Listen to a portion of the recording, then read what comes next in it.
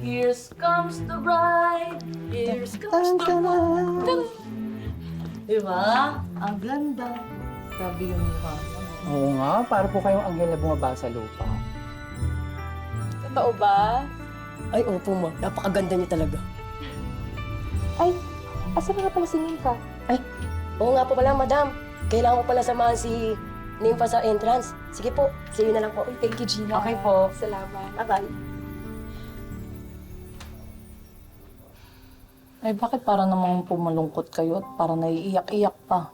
Sayang nga, makeup. Oo nga. Sorry Alam nyo, hindi lang talaga kasi ako makapaniwala na totoo na to. At saka, tama kayo. Ang ganda ng makeup ko. Sabi sa'yo. Kaya wag na po kayo umiyak kasi madadamay kami ni Pretty sa iyak nyo eh.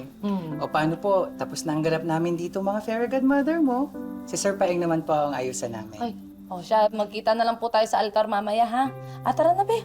Salamat Maraming salamat. Alam mo, Ma'am Joanne, lahat po kami dito, happy para sa inyo, Sir Paeng. At saka siguro po kung nandito yung mga kaibigan mo, feeling ko happy rin sila para sa'yo. Matagal ko na iniisip na imbitahan yung mga kaibigan ko.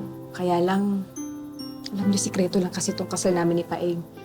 Kailangan namin mag-ingat para hindi matuntunan ni Mama yung venue. Iwas lang kami sa gulo.